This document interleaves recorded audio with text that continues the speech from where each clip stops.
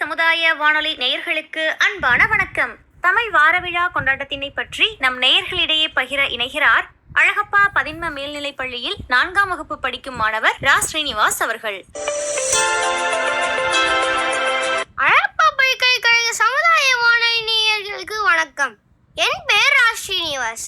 நான் அழகப்பா பதின்ம மேல்நிலைப் பள்ளியில் 4ஆம் வகுப்பு படிக்கிறேன். பாவேந்தர் பாரதிதாசன் அவர்களின் பிறந்த நாளை முன்னிட்டு ஏப்ரல் 29 முதல் மே 5 வரை தமிழ்மொழி வார விழா கொண்டாடப்படும் என்று சட்டப்பேரவையில் தமிழக முதல்வர் மு.க. ஸ்டாலின் அவர்கள் அறிவித்துள்ளார். ஆம், இன்று நான் தமிழ் தாயின் தவ புதல்வர்களின் ஒருவரான பாவேந்தர் பாரதிதாசன் அவர்களை பற்றி பேசப் போகிறேன். எங்கும் தமிழ், எதிலும் தமிழ் என முழங்கும் காலம் இக்காலம். இந்த முழக்கத்திற்கு காரணமாக இருந்த பெருமக்கள் பாவேந்தர் பாரதிதாசன் குறிப்பிடத்தக்கவர்.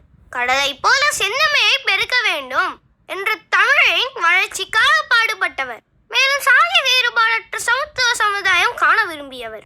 சுப்புரத்தினம் என்னும் இயற்பெயர் கொண்ட பாரதிதாசன் புதுச்சேரியில் 1891 ஏப்ரல் 29 கனக சபை மற்றும் இலக்குமி அம்மையாருக்கு மகனாய் பிறந்தார். இளமையிலேயே பிரெஞ்சு தமிழ் மொழிகளை பயின்றார். 16வது வயதில் கல்லூரியில் சேர்ந்து பயின்று தமிழ் புலமை தேர்வில் மாநிலத்திலே முதல் மாணவராக தேர்ச்சி பெற்றார். தனது 18வது வயதில் அரசு பள்ளியில் தமிழாசிரியராக பணியில் சேர்ந்தார். மகாகவி பாரதியாரிடம் கொண்ட அன்பால் தன் பெயரை பாரதிதாசன் என வைத்துக் கொண்டார். தமிழுக்கும் அமுதென்று பேர், அந்த தமிழ் இன்பத் தமிழ் எங்கள் உயிருக்கு நேர். எங்கள் வாழ்வும் எங்கள் வளமும் மங்காத தமிழ் என்ற சங்கே முழங்கு என பாடி மக்களிடையே தமிழ் உணர்வை சேர்த்தவர் பாரதிதாசன். கனியிட ஏறிய சுளையும் முற்று கழல ஏறிய சாரும், பனிமலர் ஏறிய தேனும் காய்ச்சி பாயிட ஏறிய சுவையும், நனி பசு பொழியும் பாலும் தென்னை நழுகிய குளிர்ல நீரும், இனியன என்பேன் எனினும் தமிழை என்னுயிர் என்பேன் கண்டீர் என்ன நண்பர்களே, எனினும் இருந்தாலும் என்று பாரதிதாசன் கூறுவதின் பொருள் என்ன? தமிழை இனிமையை காண்கிறேன் என்று சொல்ல அவர் தயங்குகிறாரா? சற்று எண்ணி பாருங்கள். இனிப்புடையதாய் இருத்தல், உயிர்ப்புடையதாய் இருத்தல், இவற்றில் எது மிகவும் விரும்பத்தக்கது? உயிர் இல்லையே சுவைப்பொருளுக்கு இனிப்பு ஏது, நுகர்ச்சி ஏது? கனி, கரும்பு, தேன், பாகு, பால், இளநீர் அனைத்தின் சுவையும் உயிர் என்ற ஒன்று இருந்தால் தானே நுகர முடியும். தமிழ் மொழியின் பால் கலைஞர் கொன்ற ஆழ்ந்த பற்றியில் தெரிகிறது அல்லவா? தமிழ் சமுதாயம் ஆணாதிக்க சமுதாயமே. பெண் மக்களின் அடிப்படை உரிமைகள் பறிக்கப்பட்டிருந்ததை எதிர்த்து குரல் கொடுத்தவர் பாரதிதாசன்.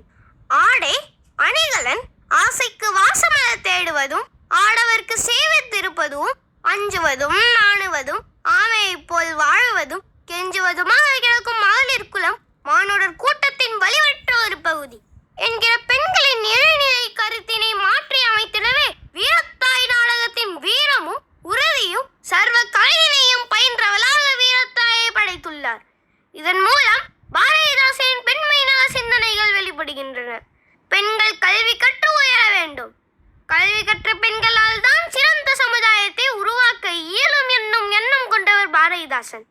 எனவே அவர் பெண் கல்வியின் உயர்வை குடும்ப விளக்கில் தெரிவித்துள்ளார். பெண்கட்கு கல்வி வேண்டும் குடித்தன பேணுதற்கே, பெண்கட்கு கல்வி வேண்டும் மக்களை பேணுதற்கே, பெண்கட்கு கல்வி வேண்டும் உலகினை பேணுதற்கே, பெண்கட்கு கல்வி வேண்டும் கல்வியை பேணுதற்கே என்னும் அணிகளில் குடும்பத்தை பாதுகாப்பதற்கு மட்டும் அல்லாமல் உலகத்தை பாதுகாப்பதற்கும் பெண் கல்வி தேவை என்று பாரதிதாசன் தெரிவித்துள்ளார்.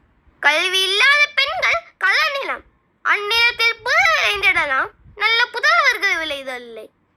கல்வியை உடைய பெண்கள் திருந்திய கழனி, அங்கே நல்லறிவுடைய மக்கள் விளைவது நவிலவோனான் என்னும் அணிகளில் கல்வி அறிவுடைய பெண்களால் தான் அறிவுடைய சமுதாயத்தை உருவாக்க முடியும் என்றும் பாரதிதாசன் தெரிவித்துள்ளார். தனி ஒருவருக்கு உணவில்லை என் ஜகத்தினை அழித்திடுவோம் என்ற பாரதியின் குரலுக்கு பாரதிதாசனின் எல்லாருக்கும் எல்லாமும் வழங்குகின்ற சமூகத்தின் உயிர்ப்பு விடையாகிறது.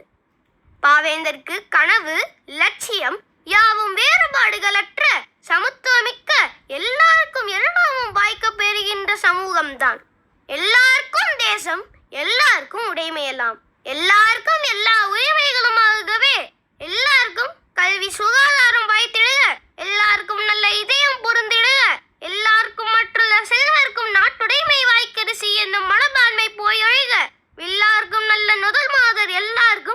எங்களை ஆம் என்றே மணிமுரசம் ஆப்பீரே. இதுவே பாரதிதாசன் அவர்களின் லட்சிய நோக்கம். இதனை நினைவூட்டி எனக்கு வாய்ப்பு வழங்கிய அழகப்பா பல்கலைக்கழக சமுதாய வானொலிக்கு நன்றியினை தெரிவித்து விடைபெறுகிறேன். நன்றி, வணக்கம்.